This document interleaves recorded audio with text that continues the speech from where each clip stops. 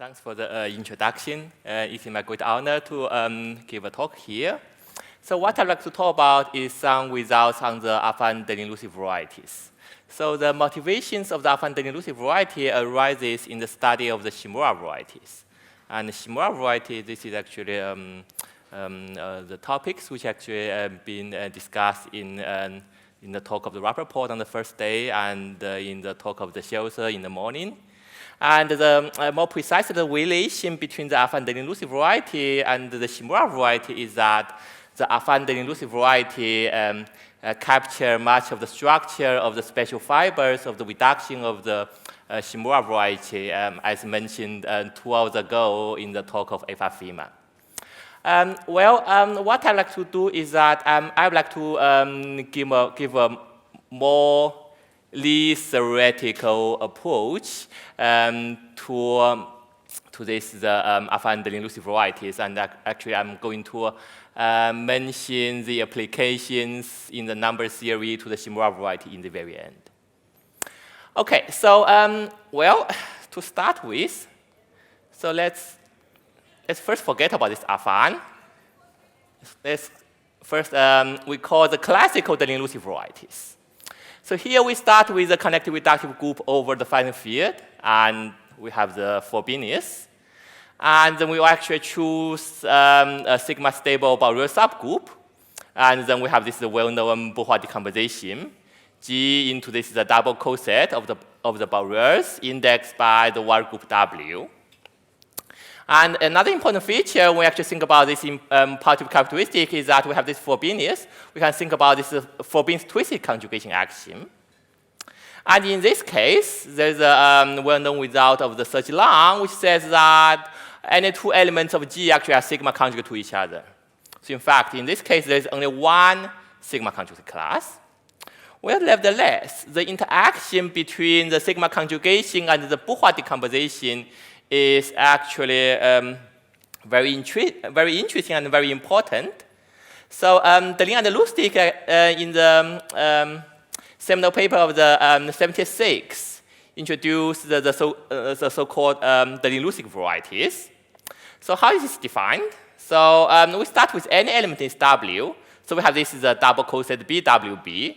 So here we would like to think about the G inverse sigma G. This is the Lang's map that is actually contained in this BWB.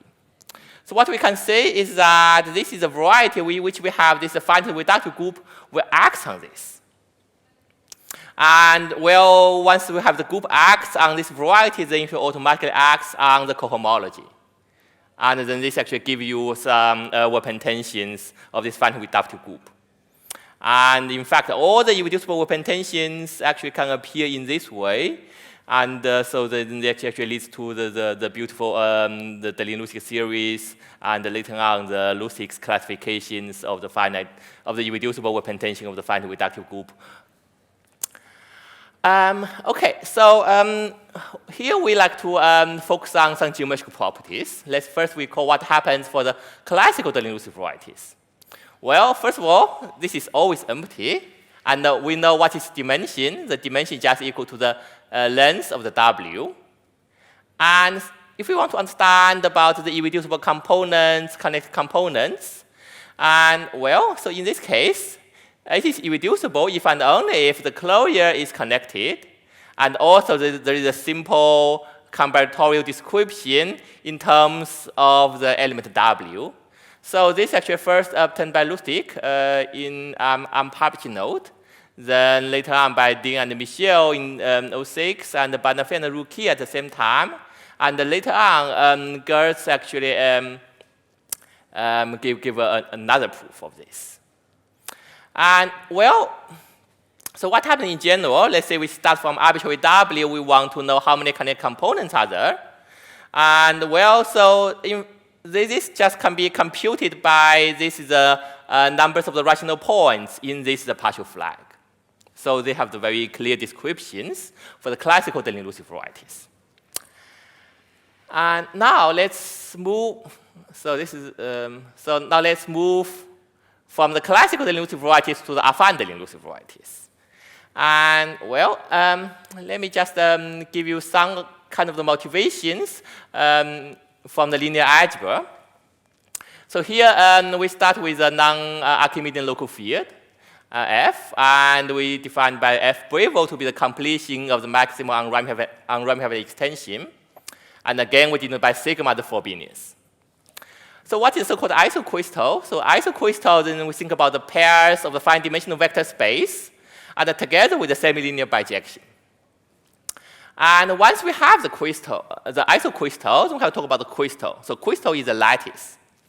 And so this is a lattice which is actually stable under this given semi-linear bijection. Okay, well, so to this isocrystal and the crystals, we can actually associate some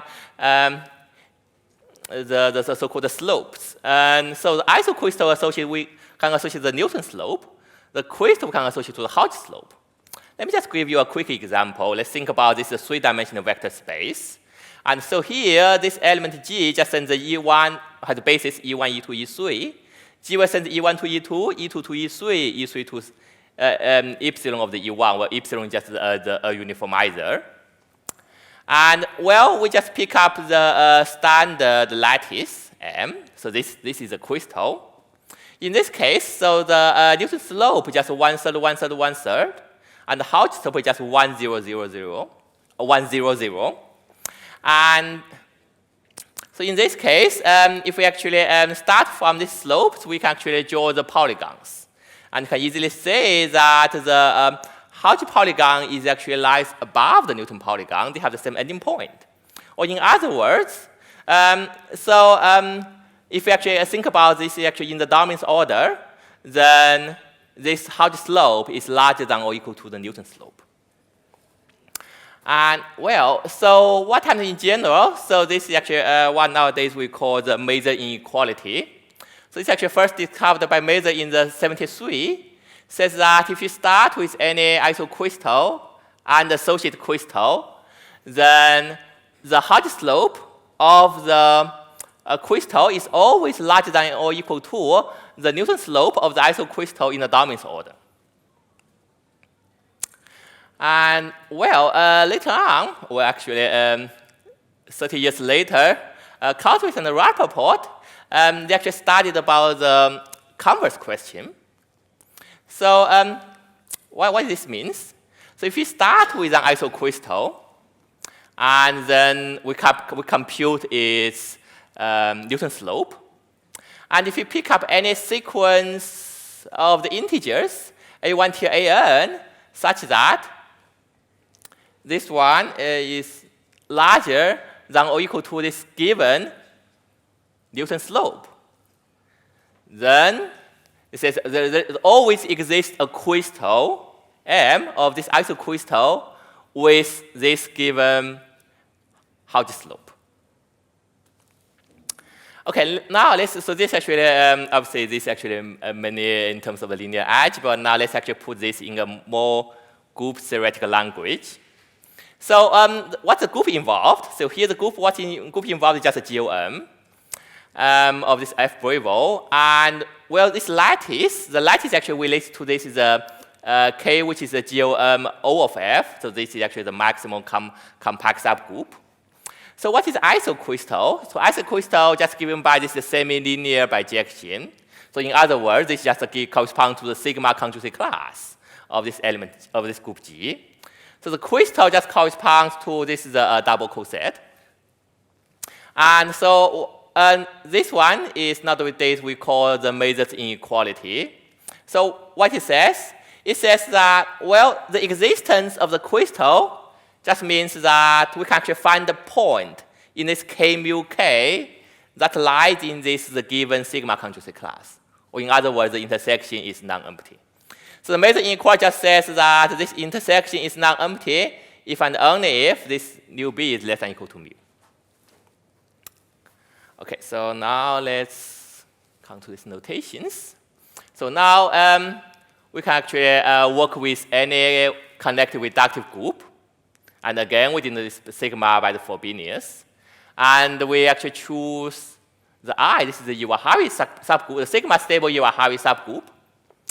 And then we have this is a Bourgeois decomposition of this G over F Bravo in terms of the I double cosets indexed by the Iwahari-Wire group.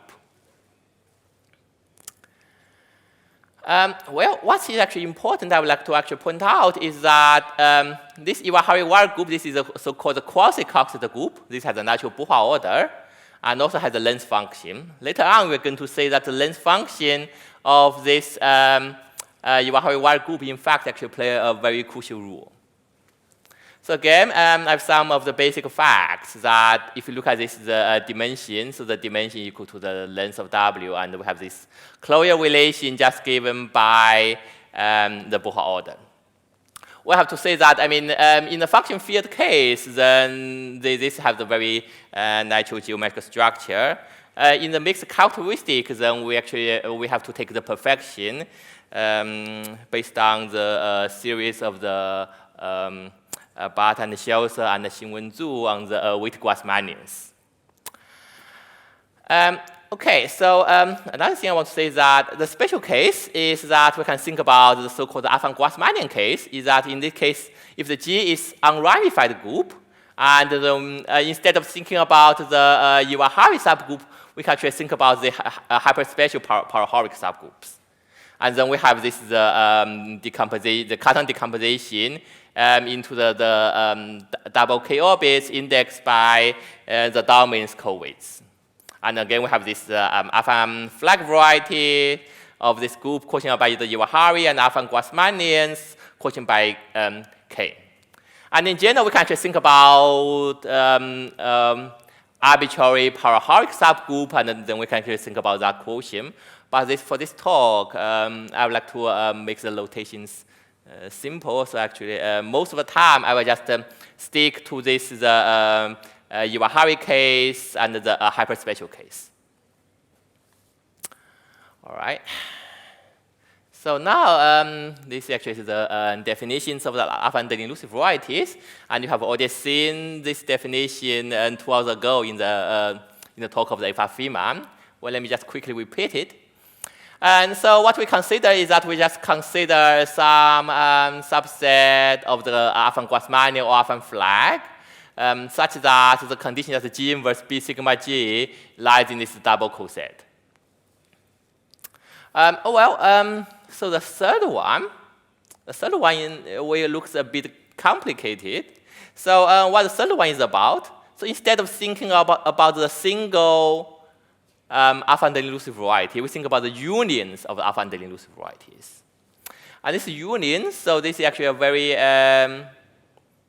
interesting but complicated combinatorial object. This is the so-called admissible set. And what it means, we have this mu. And so here we look at all the conjugate of mu. So here we just look at all these affine Wire group elements, which is less than or equal to some conjugate of mu. And why do we want to actually think about this union? Well, in fact, this one actually arises in the special fibers of the Shimura variety. So if you look at the special fiber of the Shimura variety, so what we actually we want to consider is exactly this union. All right. So now, what are the major problems on the on the structure of the affine Deligne-Elusive varieties? Well, first we want to know when an affine Deligne-Elusive variety is non-empty. Well, second, if this is non-empty, we want to know what is its dimension. And then after that, if we know it is non-empty, we can ask what are the connected components. And also in general, so the geometric structure of the affine Deligne-Elusive variety is actually very complicated. But in practice, I mean, if we want to do something more, we want to know if in certain cases there are some simple geometric structures for certain cases. Well, so I've said these are interesting yet very challenging problems in the Lie theory, and this has important applications to the number theory. And well, so this This questions has been much studied in the past 2 decades, and I would like to give the survey on some of the results that we have now. I would say that yet, I mean, still there are actually many things that we actually do not know. Well, what actually makes the study of the affine Deligne elusive varieties very challenging?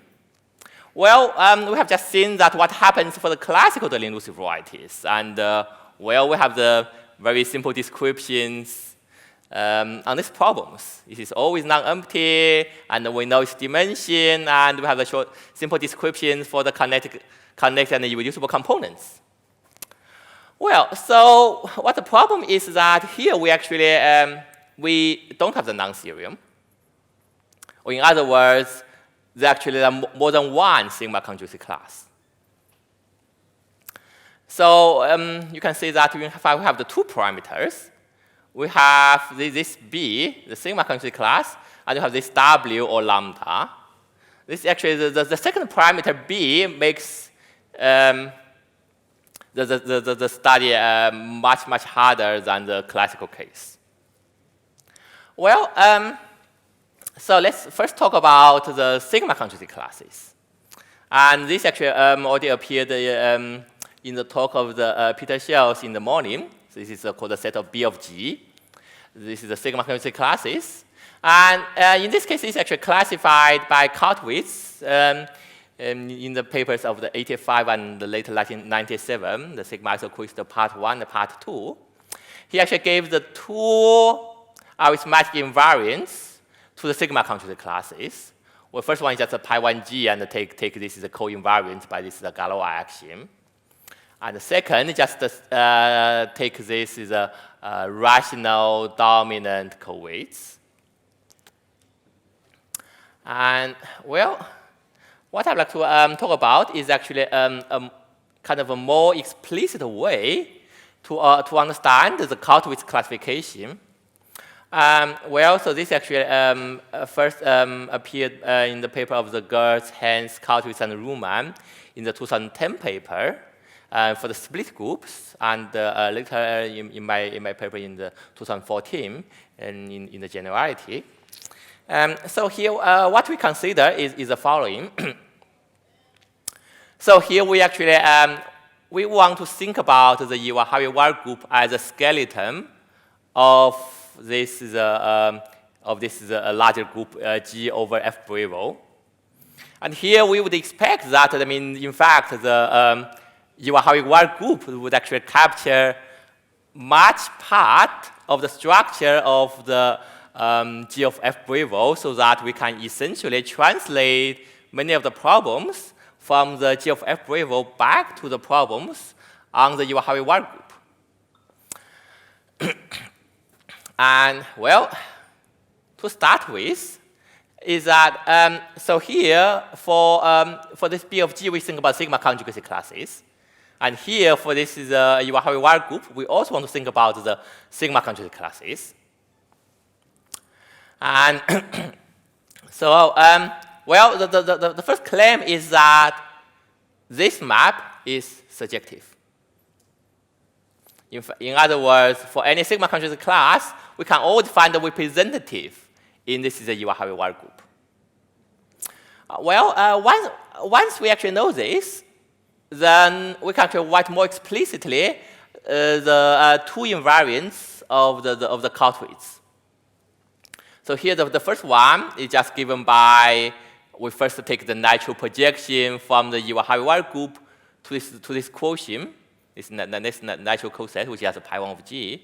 Then we actually then take the co-invariance.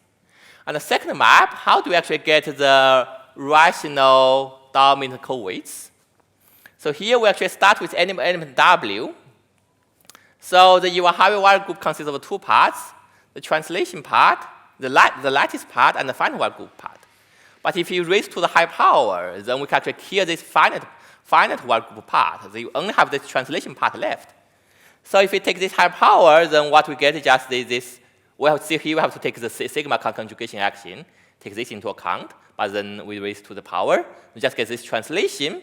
Then what we have, we just compute this lambda divided by n. Or in general, lambda may not be dominant, just take the unique dominant element, conjugate to that.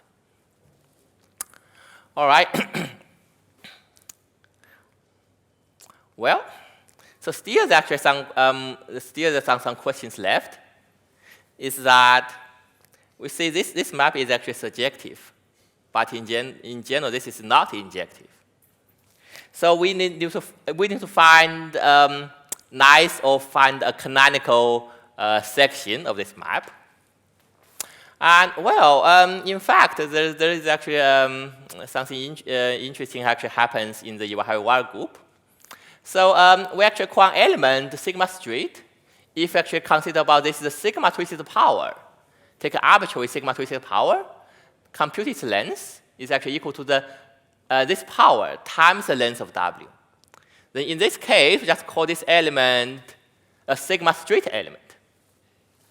And if a conjugate class contains a sigma straight element, we call it a straight conjugate class.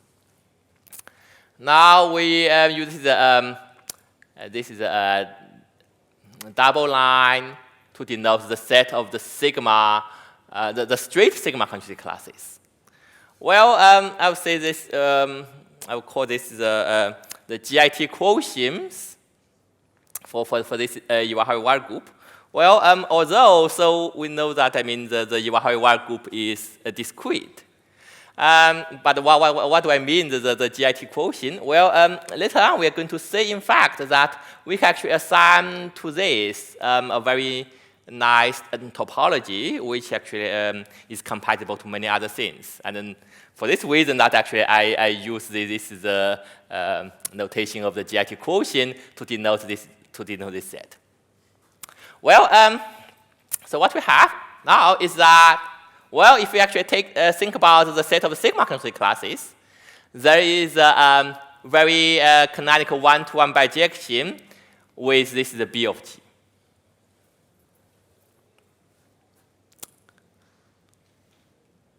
Okay. So this is what I want to talk about this B of G. This is the second parameters of the affine Deligne Elusive varieties. Well, the first parameter just the element in the Xuhua He group. Now we have seen that when we actually want to study about the affine Deligne Elusive varieties, now all the data comes from the Xuhua He group. And so we like to give purely least theoretical descriptions about the questions on the non-emptiness and the dimension. And well, to do this, in fact, this actually, we have to connect this with the affine He algebra. So the affine He algebra actually appeared in the talk of the Alkankov yesterday. So if we start with the extended affine He group over the V and V inverse, and here we actually think about this is the so-called the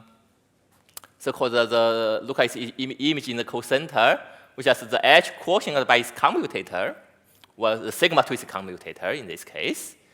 And well, then in my joint work with Sanye in 2014, we actually showed that, in fact, this is the T of WO. So this actually form a standard basis for this cocenter.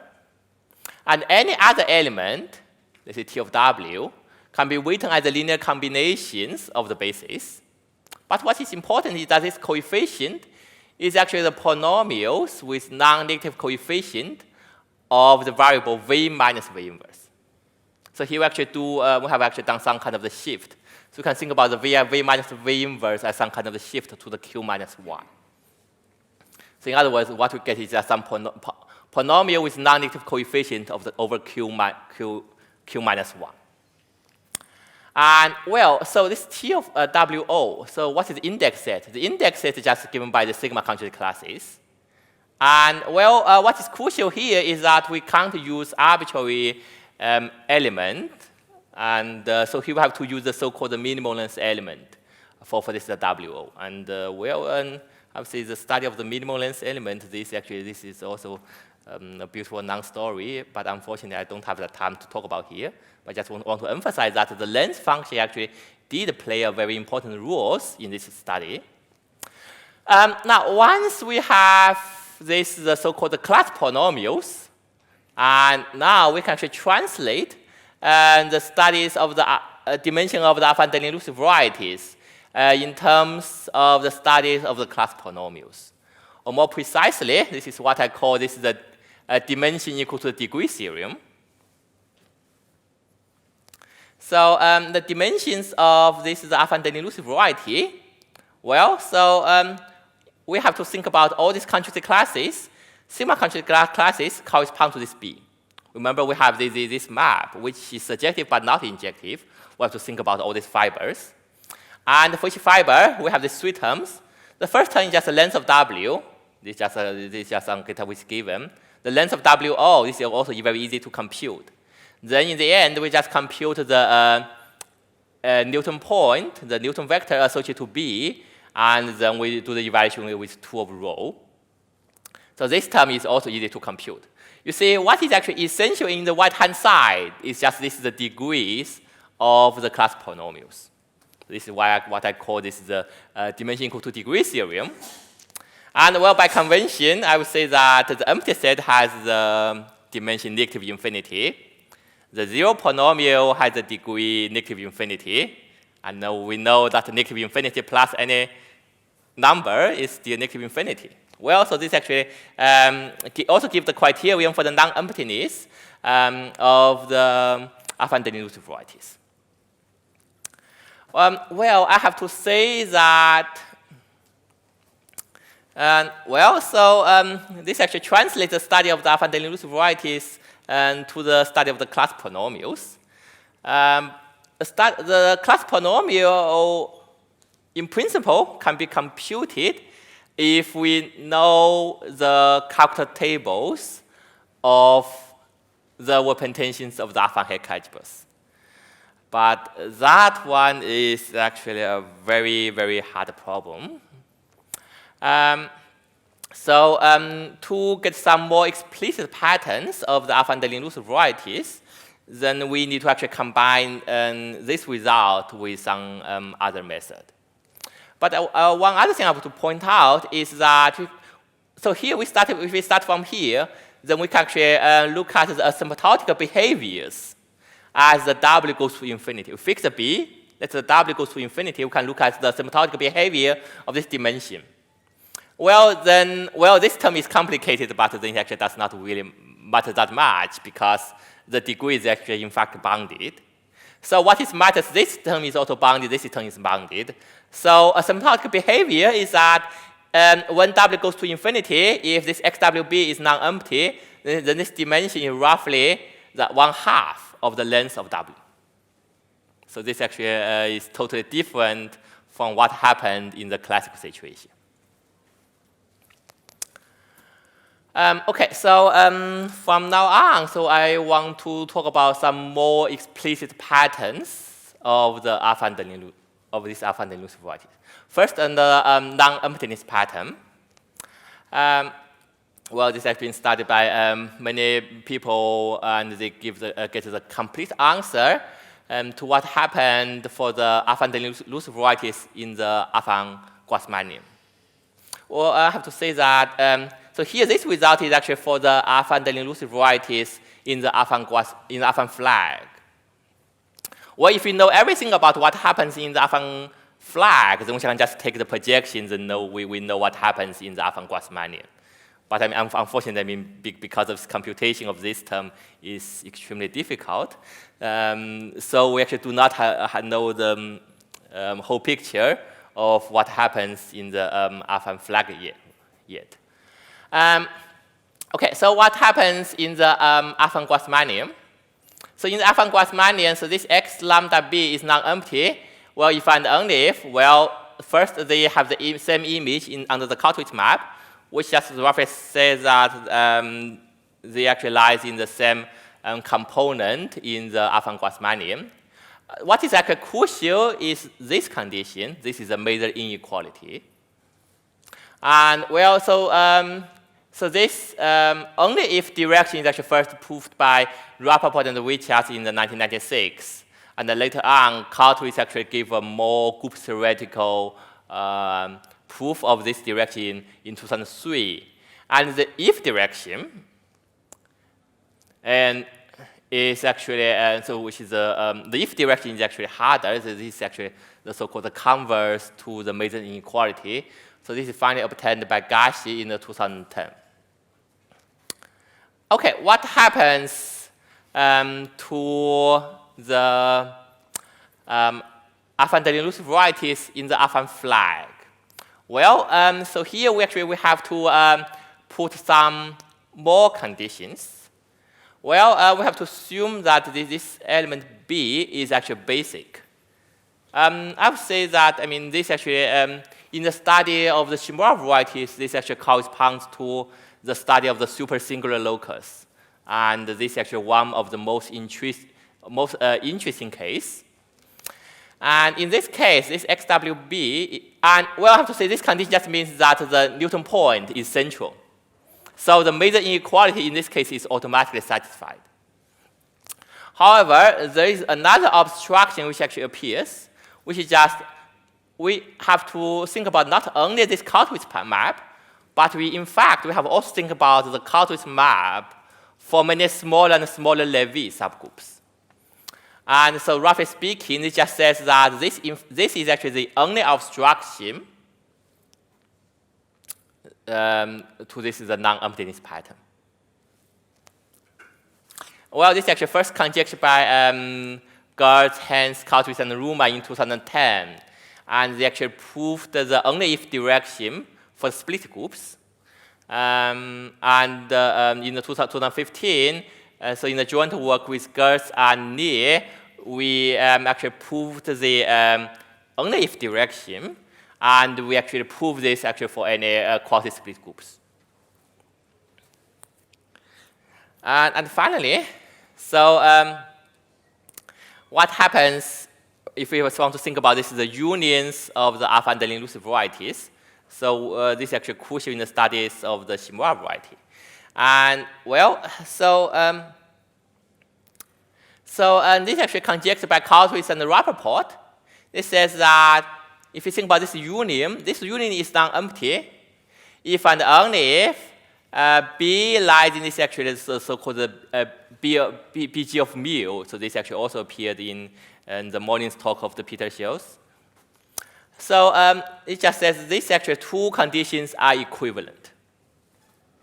And this is actually first conjectured by Cartwright and Rappaport in 2003. And for the quasi-split group proved by the Winter-Berger in 2005. I would say the study of this BG of mu becomes much more complicated if the group is not quasi-split. And so finally, actually, I proved this in the full generality in the 2016. And so in a method which is actually very different from the Winter-Berger's method. And so I'll say a bit about what's actually involved here. So what is involved here is that, I mean, we translate this question again back to some questions on the Iwahawi wire group. And well, we have to use this the dimension equal to degree theorem. But another key ingredient we have to use is that we have to use this the so-called the GIT quotients of the Iwahawi wire group. We actually give this some topologies to this the straight sigma conjugate classes. And it actually turns out that this topology is compatible with the topology which actually coming from the B of G and also coming from the Darwin's orders of the rational Darwin's weights. So actually, these three things actually are compatible. So this is actually another ingredient which finally leads to this proof. All right. And now let's come to the dimension formula. So again, first for the what happens in the affine Grassmannian. So this is a very simple and nice formula. First conjectured by Rappaport in 2005, then we formulated by Cartwright in 2006. and then actually proved in the combination of the two papers appeared at the same time. So this is not independent, but in fact it is a plus. So one is just the GHKR, and the other is just FR in 2006 for the split groups. And then independently by Hamacher and Xinwen Zhu, they actually proved this for the quasi-split groups. And well, for what happens in the affine flag case, well, again, we have to assume that this B is basic. But here we have to put another condition. We want to assume that this W is actually in this so-called Schwank-Wire chamber. So this actually is the lowest two-sided cell of the Xuhua He wire group. And the condition is if this is non-empty, then again, we have the very simple formula for this dimension. So this is actually first conjectured by the GHKR in the 2010. And in the 2014, I proved this for the residually split groups. And in the 2016, actually, I obtained this in the full generality. And well, maybe I just show you the picture. So well, this is actually my favorite group, G2. And so this actually gives the patterns of the affine elusive varieties when B equal to 1. And so here this W just corresponds to those R-curves. You can say those are the so-called critical strips. And outside those, these are the so-called Schwank-Wire chamber. So those patterns actually just predicted by the GHKR. And then, so this actually, in the 2006 paper, where they use the computers to do this computation, get these numbers. And so now what we know is that we know exactly what happened in these lowest two-sided cells. You can see these different colors. They actually correspond to this different two-sided cells. I would say that, well, we know that when we studied about the wire groups and the affine wire groups and the beautiful and important theory of by Kazan and Lusztig, and also actually Williams actually we're going to give a talk on this in a few days. I would say that, in fact, there are many numerical evidence which actually suggest that the patterns inside the critical strip is closely related to the Kazan-Lusztig cells, but we actually do not have the precise conjecture yet. All right. Okay. So I would say that this is actually also very interesting, but a bit technical, so I would like to skip this part.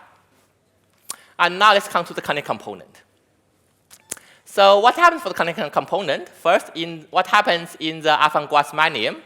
So then the work of the F.R. Feynman for the split groups, and the Chen, Kiss, and Feynman in 2015, and finally the Nier in the full generality says that if you look at the affine elusive variety in the affine Grassmannian, then the canonical component just indexed by this is actually this pi 1 of G. And for the unions for this X mu B, so the canonical component, in the case where B is basic, then this is still governed by this pi 1 of G. And Chen and Lie actually got this result in another direction by assuming that the group is split, but drop the condition that the B is basic. So still, I will say it looks like that this canonical component is always governed by pi 1 of G, but I mean, so far we only have these partial results. Okay, and so when the affine elusive variety has a simple geometric structure, and it turns out that, in fact, it's actually, well, if this is actually nice in one way, then this is also nice in other ways. So first of all, for the basic B, if we know this has a nice geometric structure, then for the non-basic B, the dimension is 0. And then there is the so-called Hodge-Newton decomposability condition, and also there's a combinatorial condition just given by this co-weight the minute condition, which means that it's very, very small. When that this happens, we have these classifications.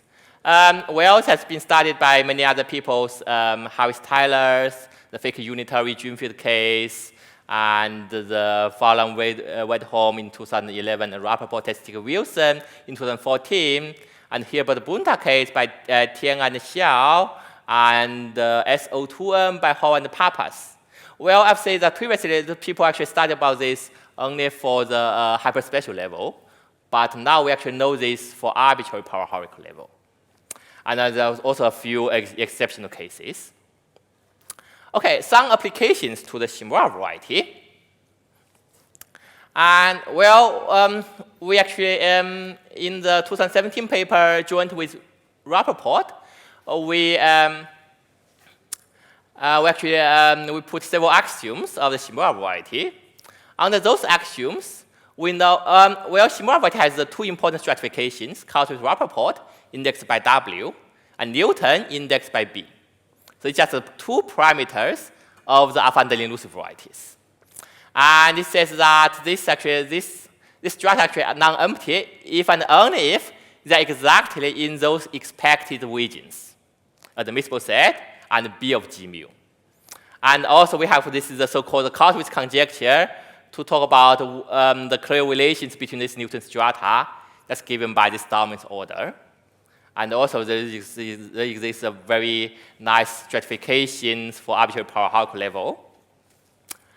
And some other applications, well, there's many other applications in the number theory. I just list a few of them.